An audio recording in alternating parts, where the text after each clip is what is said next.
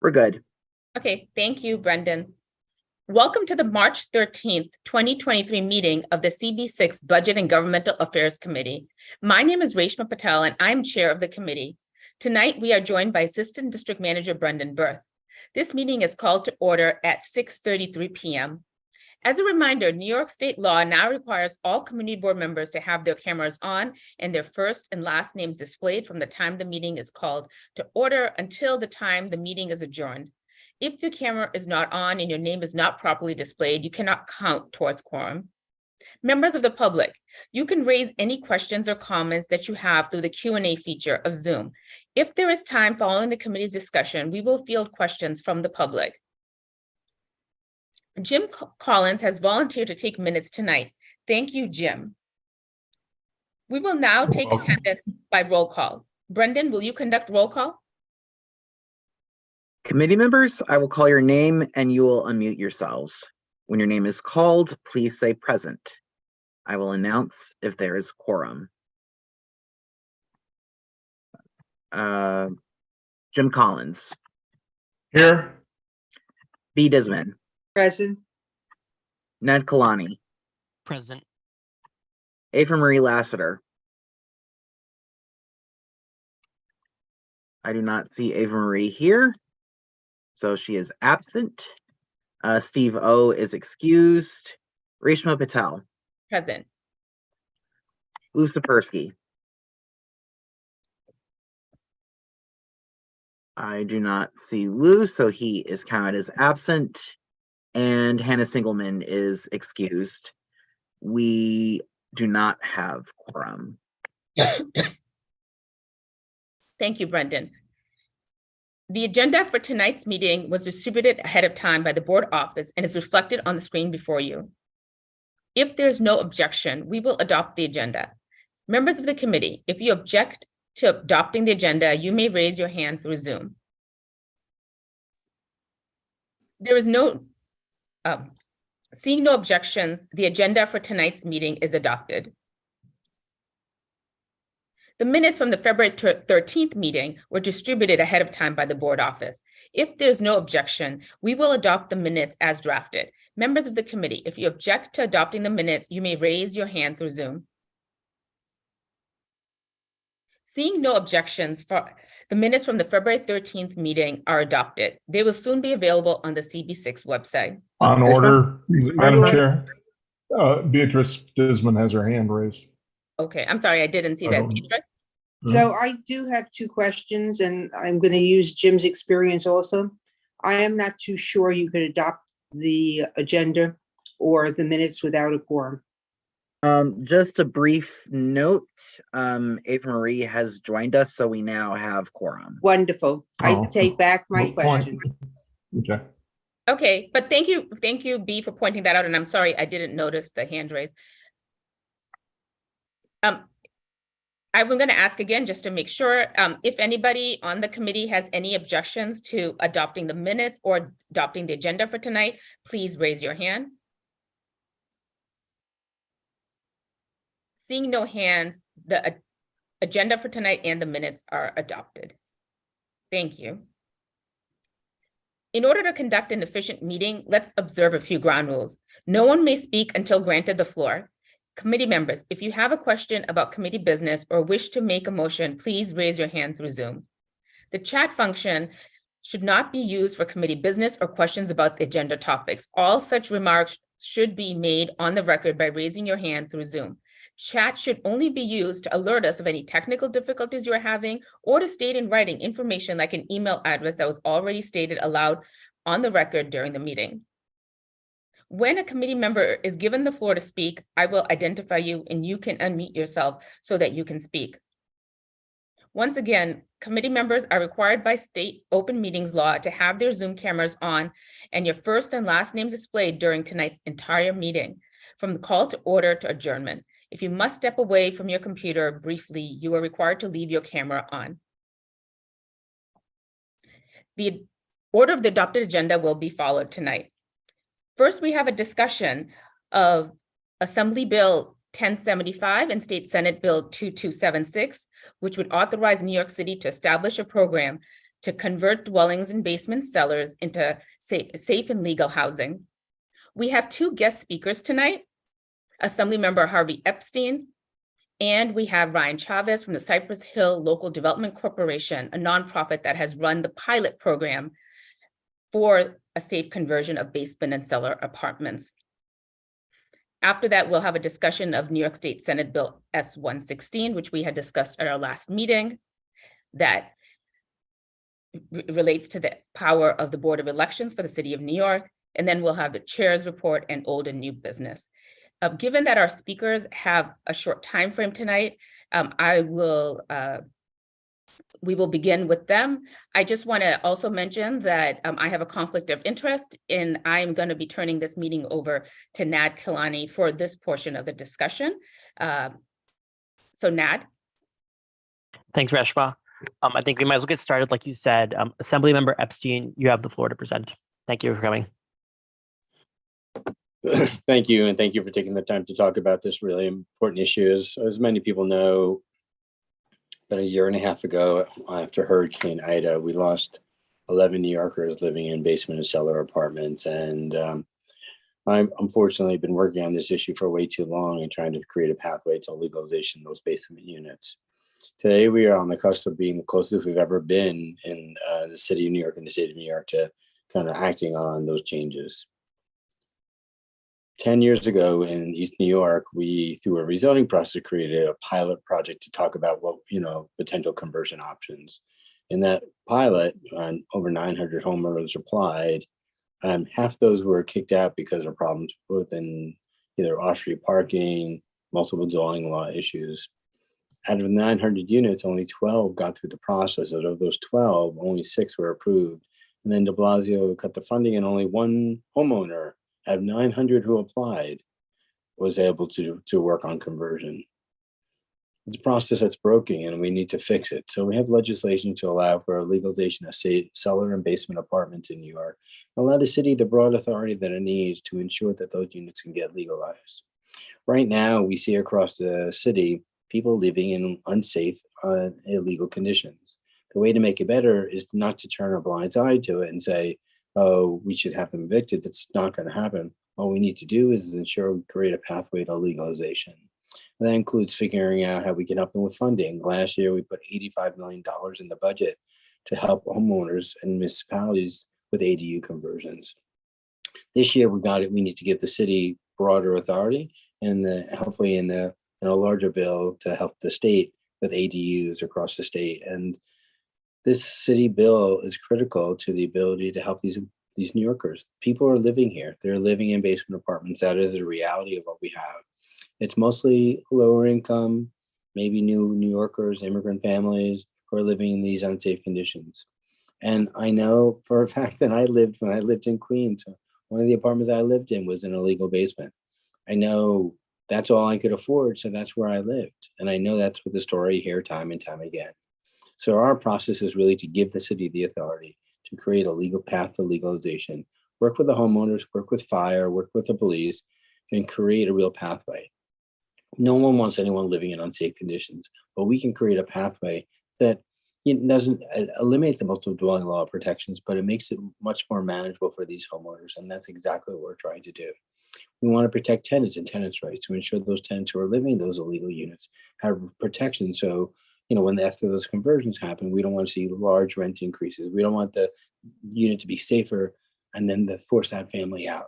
So there's multiple fronts what we're trying to do here, make them safer for those families, keep them affordable for people who live there, and sure we have a larger affordable housing stock. As people know, we live in a crisis right now. Over the last 10 years, we've had 1.2 million new New Yorkers and built only 800,000 units of housing.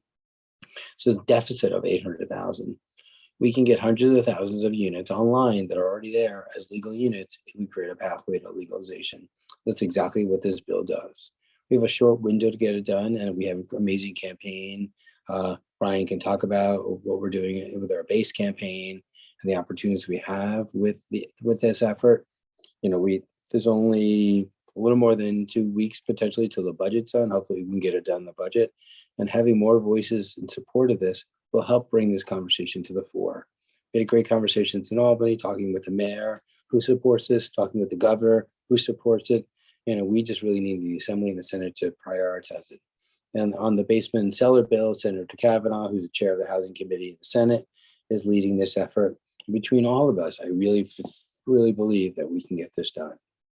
So I just want to thank you all for your time. I hope you will all support this bill, and then this will help move forward our longer agenda. I know, Reshma, I don't know, thank you for inviting us. I don't know if this is the time for questions. I do have to run off to another event, so I apologize beforehand that I can't stay on even longer. But Joanna from my team is here. As you know, Joanna is my CB6 representative and does an amazing job. So, she can also ask additional questions, answer additional questions if you have any, or if you have any now from me. Great. Thank you, Assemblymember Epstein. I think in the interest of time, I know Ryan has to run as well. Ryan, why don't you take the floor, then we can take questions given how time permits. But Ryan, please go for it. Great, thank you.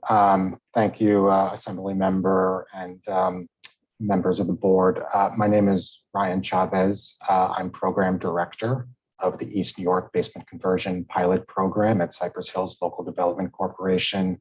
As the Assembly Member mentioned, this pilot was launched about 4 years ago. It came out of the rezoning of East New York as a commitment to the local community, with the understanding that there are many homeowners and communities like East New York and across New York City whose only access to home ownership is but for the fact that they're deriving rent from the basements and cellars, albeit not always legally. And at the same time, these units are also providing much needed, naturally affordable housing to potentially tens of thousands of New Yorkers across the city. And so the East New York pilot was set up understanding that this was a dynamic in East New York. And it was set up to do a couple different things. One was to convert up to 40 basements or cellars into safe and legal and affordable rental units. And through that process, really identify the barriers that homeowners would face should this ever become a citywide effort. So really trying to lay the groundwork for a citywide basement conversion program. The Assembly Member mentioned that, not long after the pilot launched, as part of the prior administration's COVID-related budget cuts, the city pulled basically all of our expense funding for the program. This is a partnership with HPD. We lost all of our expense funding, and we had to dramatically scale back the number of homes that we are working with. And so that caused a series of delays. It made things much more challenging. But even beyond those budget cuts, what we eventually found, trying to get Department of Building approvals for our basement conversion plans, is that the rules and the laws are simply not set up to facilitate basement conversions. There are a number of different, essentially insurmountable barriers that either make it legally impossible for a homeowner to add that additional unit to their basement, so something like parking requirements, something that the city has control over, eliminated a whole chunk of the homeowners coming through this process. And other barriers like the multiple dwelling law, which is a state-controlled law, just makes the basement conversion astronomically expensive. So I'm happy to sort of talk through any of the sort of details of these barriers, but what is clear is that without partnership between the city and the state, without action from Albany in providing us some flexibility in the multiple dwelling law and granting authority to New York City to design a program that actually works, we will never have the ability to bring health and safety features to the vast majority of currently illegal basement and cellar units in New York City. Without action from Albany, and that authority in New York City, it will not be possible. So I'm happy to go into detail from here. And thank you again for having me. Thank you for addressing your Brian. I can now open for questions. I see B has her hand raised. B, you have the floor. Thank you. And Assembly Epstein, I want to ask a question which is really directed to what I just heard from the pilot and what the obstacles were besides the money obstacle. So the multiple housing law presents one of the major obstacles. If you look at the bill that you're working on, does that do the types of changes in the law that would allow it? Because I see bureaucracy coming in with regulations and other things that can stop this as well. So talk a little bit about the law itself and the obstacles. Yeah, so it does, and it gives the city broad authority to be able to craft a program that works. So it might be, we need to figure out how the second means of egress. We might need to deal with sprinklers and separating boilers. If the city's going to work with the fire department and the city council to then have broad authority, not to undermine the MDL, but to ensure that they're complying with the MDL in spirit, but not maybe in word for word. And this is exactly what the bill does. And we've worked with this coalition. I've been working with this coalition for 15 years, and this is exactly what we're trying to get done. Just to be clear, the governor put it in her budget, the mayor's asked for it, and we really need as much support as we can, because there are groups who are fighting for it if we don't do this, unfortunately, we're going to continue to lose New Yorkers for the next, these climate events. Thank you. Thank you. Jim, you have the floor. Jim, you're Can't muted. hear you. Ryan, I guess this would be addressed to. Do you have any kind of listing of the code changes that would be required to arrange for this? You mentioned that a number of people had been the assembly member mentioned that a number of people had drowned, as I recollect, back during Superstorm Sandy. How, for example, would you prevent flooding in basement apartments? Things like that. Do you have a listing of those sorts of changes to the building code, or do you have one available? Sure. So as the assembly member mentioned, the bill under consideration this evening, what it essentially would do would be to grant New York City the authority to craft a program with all the regulatory agencies at the table, from the Department of Buildings to the fire department, to ensure that the regulations around basement apartments are not only viable, like actually doable to meet, to comply with, but also meet the necessary safety requirements for things like fire and also flooding. Certainly something like egress is something that is, pertinent to both things like fire and water, right? Making sure that there are enough ways out of the space in the event of an emergency. That's going to be key across the board. The problem is we can't even get an apartment legalized with those types of egress features under the current rules. Under the current rules, it is financially or legally impossible to even provide those types of safety features that would have helped, those types of families. Right, but basement apartments are not per se illegal, correct? I mean, if they comply, well, I'm just saying, those that comply with the code are legal, correct? Those that comply with the building code. Well, I just said the problem is you can comply with the specific language in the code, but there could be other provisions. There was a great New York Times article about an apartment. The woman had owned the building 50 years, thought it was always legal. And the apartment building came in one day and said it's no longer legal. But there was nothing. There was a second means of egress. There was sprinklers. There's all the things that were necessary. It was still determined to be illegal. So we can't account for every situation, and that's why we want to give the city broad authority. But we do know second means of egress, ceiling height, separating the boiler, bathrooms, a kitchen, making sure all those provisions are there.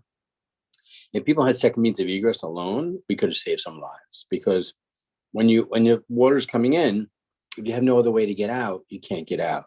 So we can Yeah. really do gradations to get people out in other places. So that's what didn't happen for those 11 New Yorkers.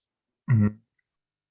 Well, what I like to say, and it's kind of a byword of mine, is that standards are the codification of past experience and tragedies. And I would be concerned that the quest to create more basement apartments would tend to downgrade standards that are in place for a good reason. And that's what I would be concerned with. I mean, if you can assure us that that is not going to happen, that those standards will be maintained as part of this legislation, fine. But I'm very concerned that you would downgrade safety standards to create more basement apartments. Follow me? Yeah, I totally hear you. And I would have to say this. First of all, people are living in those apartments today. So let's be honest about like the tens of thousands of New Yorkers who are there living in current unsafe conditions. Second of all, we're working with the fire department, the police department, who are basically creating standards that they believe in. The fire department will want to sign off on a fire safety list and make sure it's safe. A fire department is not going to say an apartment is safe if it's not.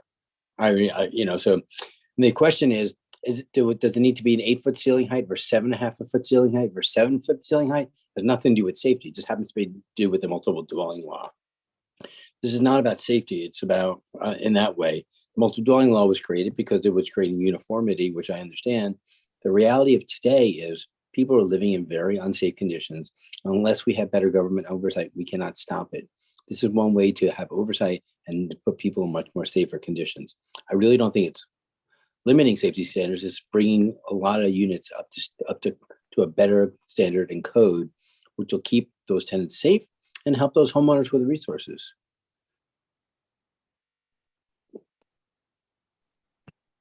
Thanks, Assemblymember Epstein.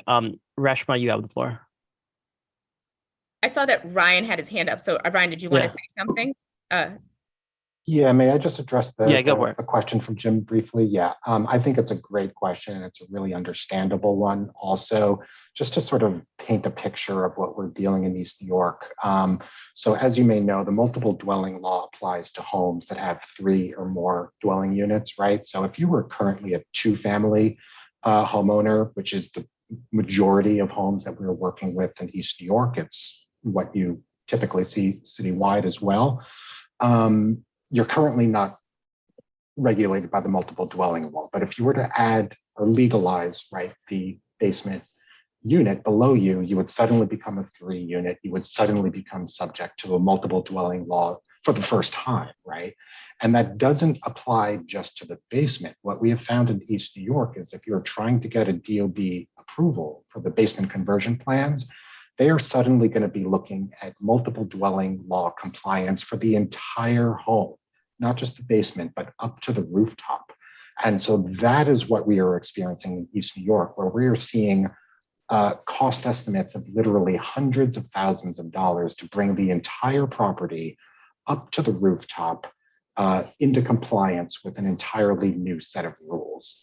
And if not physically impossible, it is financially impossible. And so what we are looking for and what this bill would do is to basically allow us, right, to design a program where we, as a city, where we don't have to do that, right? It shouldn't be that we have to provide rooftop access and a guardrail on the roof in order to legalize the basement or bring health and safety standards to the basement, right? And so what we are trying to do is not to relax or to roll back regulations, but to really sort of clear out the things that are irrelevant to the basement so that we can bring health and safety standards to the basement. And I hope that distinction is clear, because I'm very sensitive to the thought of actually rolling back, housing standards that have been fought for and won over the years. This is not about that. This is trying to get rid of those really expensive and unrelated things that make it impossible to bring the basement space up to standards of health and safety codes. Thanks, Ryan. Reshma, you have the floor. Yes. And I know Ryan and Harvey need to go, but a question, Harvey, that came up because we're doing this jointly with the Housing and Land Use Committee as well, is how many such basement apartments are in our district, since you are the sponsor of this bill? Oh, you're muted, Harvey. Honestly, Reshma, we don't know, right? We actually have no idea how many are in any district across the city. I mean, we think there's tens of thousands of units all over, and I think there's lots in our district. And you could see in smaller buildings, supers living in those basement apartments. You can see tenants living in those basement apartments. I've been in those basement apartments in our district, and we have no idea. But I have to tell you, I think there's a lot. I think there's a lot in Queens, there's a lot in Brooklyn, there's a lot in the Bronx, and there's a lot in Manhattan. And I'm sure there's a lot on Staten Island too. So I did a report, I think, Ryan, like 5 years ago, you know, and at least in Queens, they thought, you know, they extrapolated like one out of, I forget the number, homes had basement apartments. But just because you're in a bigger building doesn't mean you don't have these units. And if you're in a smaller building, it doesn't mean you have these units. These units are everywhere. Thank you. Thank you.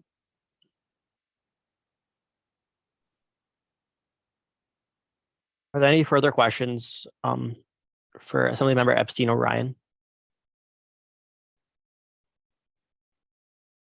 Well, thank you all for your time then, and I really appreciate it. And Ryan, thank you for joining me. And hopefully we can get your support so we can get this done to really the benefit to countless other New Yorkers. Thank you both so much for joining. And thank you for putting it on the agenda, and thank you, Reshma, for moving this forward. You're welcome, and thank you both for your time tonight. You all. Thank you. Good night. All right, as we complete the discussion there, I want to ask if anybody would like to draft a resolution relating to the discussion we just had.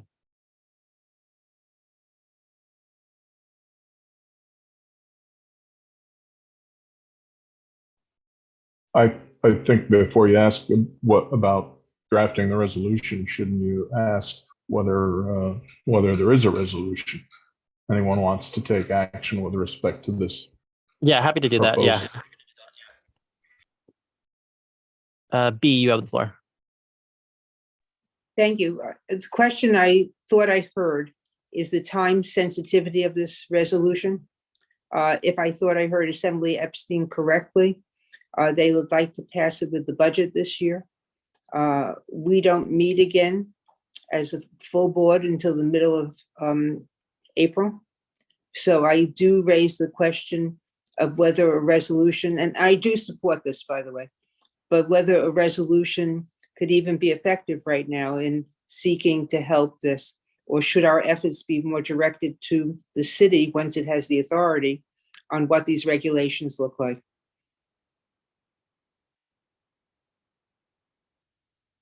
B, you know, that's a good, I'm sorry, I jumped in there. Yeah, you have the floor, go for it. I know, B, thank you for pointing that out. And, you know, when I don't know if you were at that exec meeting where this came up, and we were trying to do this jointly with housing and land use, and as a broader kind of discussion about also increasing affordable housing possibilities in the district and the city overall. And so there is another joint meeting that's coming up, but you're correct to say that we won't have a full board to approve this, given the timing of all the meetings that we are having on this topic, that it will be too late. And I agree. I will follow up with those other two committee chairs to see what their thoughts are, as well as Kyle on this. Because you know, we were going to wait to see what was said at this meeting and then decide, you know, about a resolution. You have the floor. Yeah, I want to respond back. I actually think this is very significant, but I think the broader issue of what we're talking about is probably even more significant. Yeah, I thought their information was important. I had a chance to look at part of the bill. Unfortunately, it's very complex in what it's dealing with. So I wanted to go to the fact that I think the timeliness of a resolution just doesn't exist right now. And I think we need to deal with the broader issue.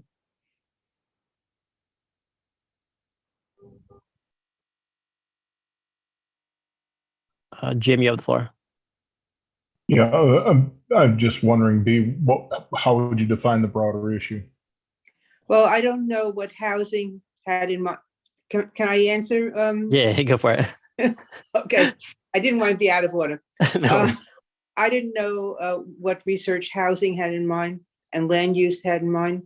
And it really would have been helpful to have people from the committees giving their thoughts, because I don't know the isolation. I mean, I could make a good justification that this will help with affordable housing, but it really will help more with legalizing and making sure we don't have the tragedies, that we've seen before.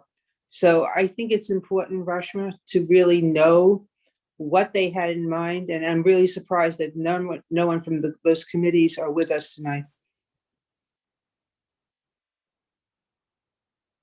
So I'm also on housing, so I can sort of speak to that. I know we have a meeting coming up with land use to discuss it. But Brendan, you have the floor. Yeah, just saying that the office did invite members of both committees to tonight's meeting. I do see one member from our land use committee present in Letty. So obviously, if you have any thoughts that you want to chime in on Letty, feel free to raise your hand. And I see Matthew's here as well. I forget whether he's on housing or not. I see Matthew does have had his hand raised, and I see Letty has her hand raised though. So Yeah. I'll just unmute both of them. Yeah, do you want to invite them to become speakers? Yeah, thank you. I'm just here listening. I don't have an opinion. I'm just wanting to get educated. That's why I didn't want to miss the meeting. So that's where I'm at. But I think B is making an interesting point, and I think you should discuss it. Thank you, Letty. I'm also here as an observer. Thanks, Matt. Jim, you have the floor. Yeah, I just wanted to speak to the purpose of the resolution generally, or the purpose of this bill, I guess it is. And I'll be honest with you, I generally oppose it. If we start making it legal for basement apartments that are illegal to be swept into, quote, legal apartments, then the multiple illegal sections of homes will be the next on the list. And I mean, basically we have a housing issue, and we haven't addressed the general housing issue, and trying to rectify it piecemeal with these I don't know what you call them, jury rig apartment dwellings and piecemeal fixes is ridiculous. You're going to end up, we're worried about the 11 people that drowned. I mean, I know that there are parts of Queens where you can walk in and what purports to be a single family home is actually housing 30, 40 people. And I think this basement apartment thing will ultimately lead to legalizing additional units in those homes without addressing the wider issue of housing. I mean, somebody just needs to take the hard step. Thanks, Jim. I do think this is a fix. This is a fix, and not a temporary fix. Jim, I do think, I mean, obviously there are other things going on around housing that they're trying to solve this. So I don't think it's just, putting this Band-Aid moving on. But I think, like, from my view, and I'll let others read as well, is like the main purpose of this is saying, these units do exist in the market today. So let's at least bring them into coverage so you can actually have them studied, rather than just leaving them there in an unregulated way where you actually have those risks of drowning. I'll let Reshma go. You have the floor.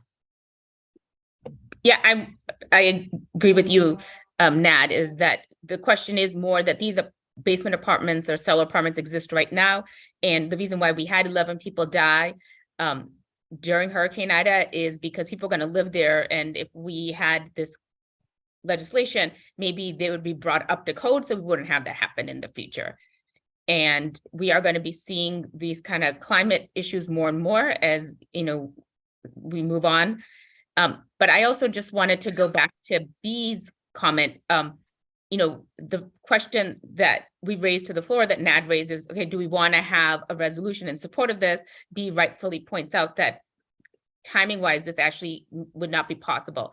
You know, Harvey came to speak tonight because he wanted us to support it before the end of March. And if that's not possible, you know, we can leave it to a future discussion, as B said, and once it's passed, if it passes, how it's implemented in the city, and we can get back to Assemblymember Epstein and say, you know, because of our timing, unfortunately, we're not going to be able to draft a resolution in favor or against this, either which way. Thanks. Yeah. B, you have the floor. So I want to echo a little about what was just said. The details are in the implementation strategy and the regulations. If the authority is given to New York City, what they will implement. I too am concerned about security and safety. But for example, I understand if you had 2 egresses, you wouldn't have had people dying because they would have had other ways of going out. So I think this deals with an issue. But I think the issue for us is probably better placed to get the city council and all the other groups, assuming this passes, if we do have the groups of support to do it in Albany, and it's in the governor's budget, in trying to understand what Assemblyman Epstein is. I think our emphasis should be on the city and what we want to see in this to make sure we don't have what Jim was alleging, you know, a downing of standards where things take place. Thanks, B. Jim, you have the floor. Yeah, just with respect to the shortage of housing generally, there was an audit conducted by the HUD Inspector General in 2015 that found that there were over 10,000 over-income residents in New York City NYCHA housing, and the city had no provisions to evict those people, and to my knowledge, still has not. And similarly, when we have affordable housing in these newer apartments, we don't have any kind of means testing. I think it was the Daily News reported a stockbroker who was between jobs applied for a 2-bedroom, 1-bedroom, I don't remember, apartment over in Chelsea for $799 a month. And he qualified because he was between jobs for 1 year. Well, the next year he resumed his job and was making something like $500,000 a year. And these kinds of things, we need to means test. We need to means test the affordable housing, and we need to evict over-income tenants from NYCHA, and take the people who are living in shelters, living in basement apartments, living in other substandard positions, and let them live where they are intended to live, and let the people who can live in Chelsea or in expensive or in public housing, and then maintain a summer house in the New Jersey Shore or out in the Hamptons. We need to get those people the hell out. Thanks, Jim. That's a statement, not a question. Ava Marie, you have the floor.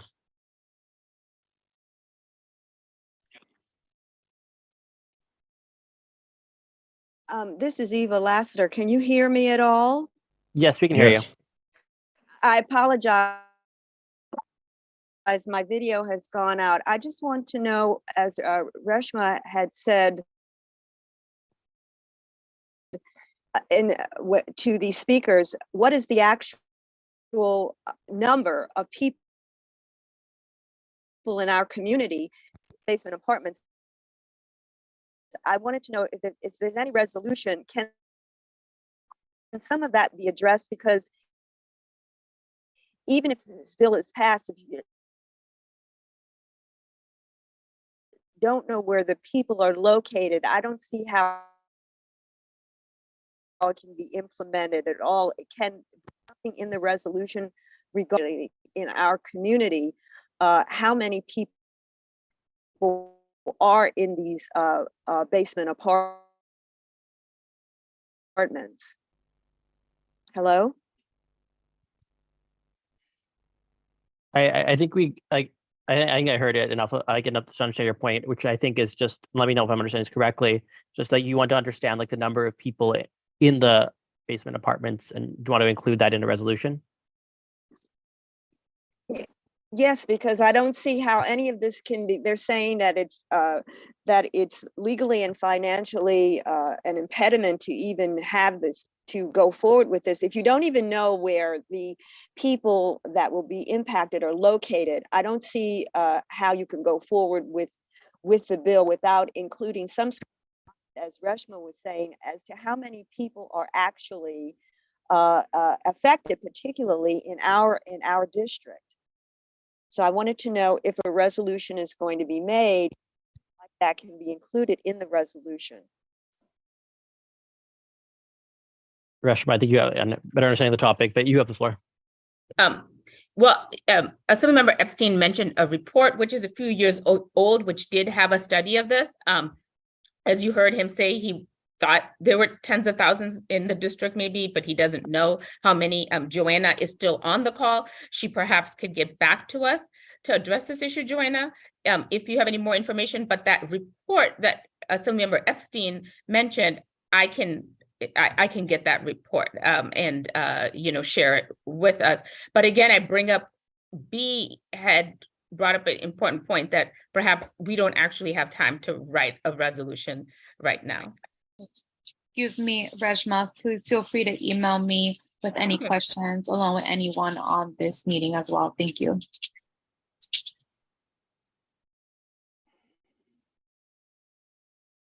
Thanks, Reshma, and thanks, Joanna. Ava Marie, you have the floor. Is there any way that we can get the public more involved? Because I think that maybe of the people that are impacted by this don't even know that this is part of what may be some positive legislation. Is there anything that our committee or CV6 in general can do to make the people in our district aware that there's a possibility will be addressed, so that we will know more about where that they're active, and that we will know more about where they are actually located? Is there something that we can do to get the public in our district involved in this issue, since it does pertain so much to the safety of many people in our district? I'll let other chime in as well. My concern with that is, like, my understanding of these is like they're not legal right now. So I think it's hard for people to say they want to sort of speak up about having these, given like the current legality of it. So I just struggle with like how you truly get them to be sort of open and involved about it. But I'm not sure if others have thoughts on if anything's been attempted there so far.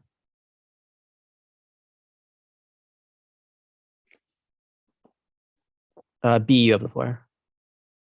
I was going to answer your question and the question. I think the time to really deal with this, well, first of all, it's been on our agenda, so it is public. If people had an interest, they could have attended, and I don't think there's members of the public. I could ask Brendan, who's on today. But having said that, the time to do it is when you really have the city that's dealing with what should the requirements be and stuff. If you're listening to one out of, what would he say, 1 out of 400 or 1 out of 800 or 900 were approved, that kind of tells you that there's what's involved with the requirements. We don't know enough about it. And so that's why my comment is, I think our appropriate place is dealing with the city if this passes. And if this passes in April, we will have enough time, to deal with it, because this will take time to propagate, what the standards should be. I think that makes a lot of sense. And then, yeah, basically we just stay on top of the city. We work with them, and we have a point. So I know the point that we discussed of just making sure these are safe, and like you're not, giving up regulations where we play a role in how those guys do it, and we sort of ensure that they push through. I think that's the important way to do it.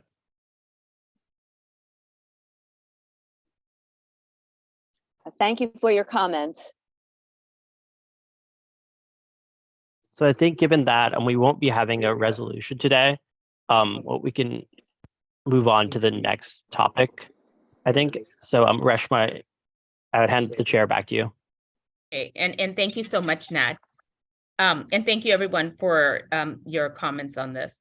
And Joanna, we're going to move on to our next topic. You're welcome to stay on if you like. You don't have to.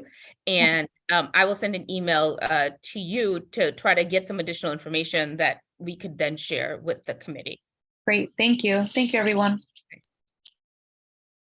So as you know, in both the January and the February meetings, we discussed the bill that was introduced by State Senator Liz Krueger to reform the New York City Board of Elections.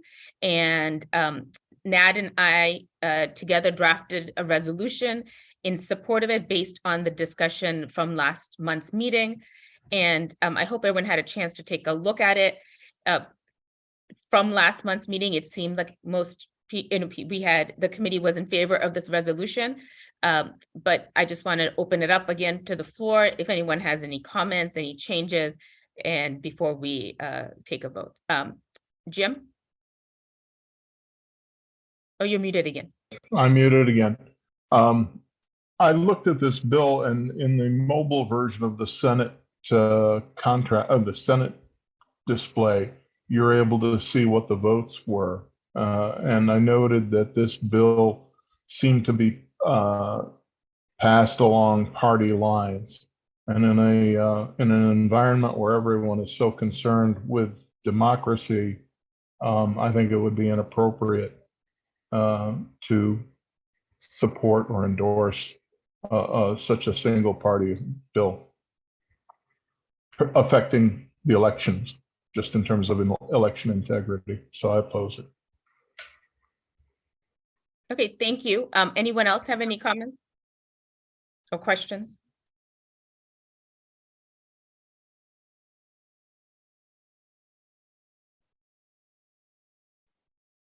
Seeing no questions, I will open up for a vote. Brendan, should we do a roll call vote, or do you think hands is okay?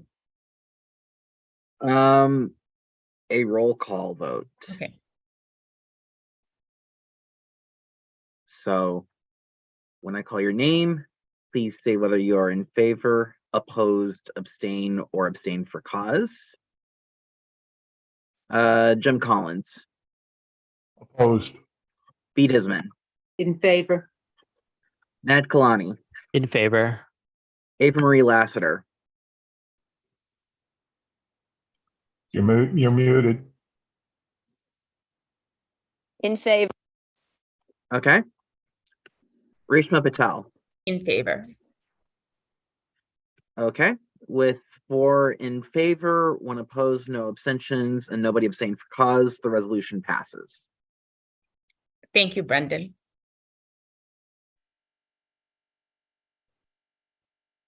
So moving on to my report, as you know, the last 2 meetings, we've brought up issues that have come up because we reached out to our electeds and said, okay, what bills are you sponsoring?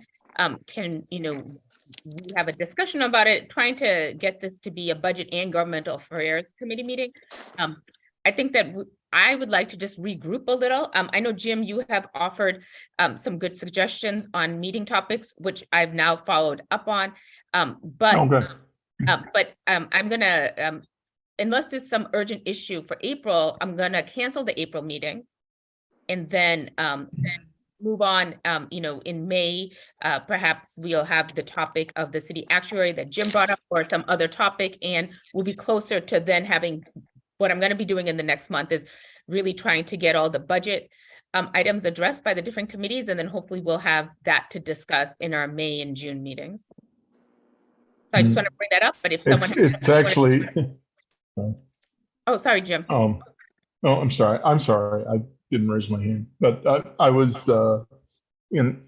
kind of hoping that we would do it actually later in the year, after the October comprehensive financial report comes out, so we could see how the controller managed the new actuarial standard of practice, ASOP 4, the ASOP 4 revision, which would require a measure of the pension liquidity our pension risk relative to relative to U.S. Treasury yields, as opposed to the 7% they have now.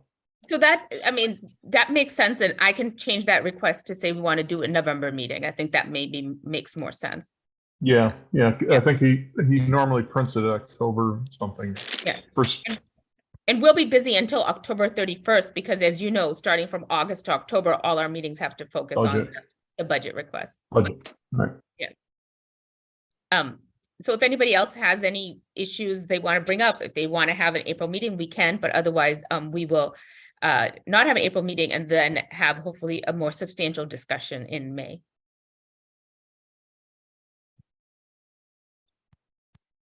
Do we want to do anything to address the state budget, which is coming up? Should be done it's supposed to be done by the April 1st. Yes. They've stopped the clock in the past. Which usually They'll stop it again. Which usually does not happen, but perhaps. Right. And we can always schedule the meeting too, if you want to do that. We haven't in the past discussed the state budget, at least not on the time since I've been on the committee, but I have no issues of doing that. You know, and we can bring that up. Might be, I don't know. I would just reserve it. You know, if put it on the agenda. If nobody shows up, nobody shows up. Yeah. Okay, and we can see about timing on the state budget too, and maybe that's a question we can ask our electeds of what they are seeing and closer to the date as well. What's happening? Brendan has his hand raised. Brendan. Yeah, just knowing from past experience, because I did intern at a state assembly person's office for a time, the budget, at least in theory, and Jim is correct in noting this, at least in theory, is supposed to be in place April 1st, which would be before April's full board meeting. So the only way, just from a timing standpoint, the committee would be able to have any sort of influence on state budgetary matters, if it does want to speak on it, would be if the budget is horrendously delayed, because it would be, April's budget meeting would be on April the 13th, which would be after April's full board. Which means that any action would not happen until a May full board, which would be long after the budget, hopefully.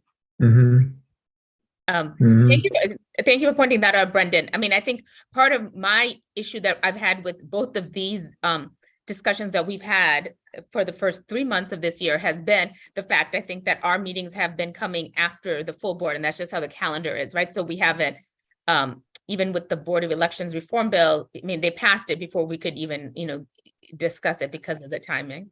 Actually, just a slight correction. I was mixing up my days. It's actually Monday, April 10th, when the committee would meet next, which, if it were to meet, which would be before April's full board on April 12th, which still would be after the state budget, at least in theory, is supposed to come into existence. Now, of course, theory and reality, as Jim accurately notes, can be two different things sometimes when it comes to the state budget.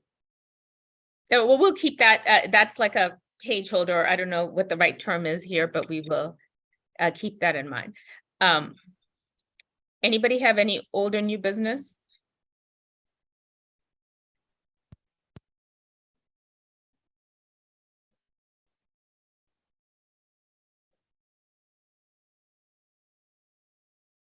The only thing I will mention is, and maybe Nad, since you're in the housing committee, you know the date of the meeting. I forget what they decided, but there is a joint meeting of housing and land use that's coming up. And since we have kind of been discussing a little bit about affordable housing as well, I would encourage people to try to join that meeting if they want to learn more, have input. They're going to have speakers, and I imagine it's going to be a pretty interesting meeting. Nad? Sorry. It's on March 27th at 7 p.m. for anybody who wants to join. Thank you. Yeah, so that's it. I have. Anyone want to make a motion to adjourn? So moved. All right, the meeting is adjourned at 7:27 PM.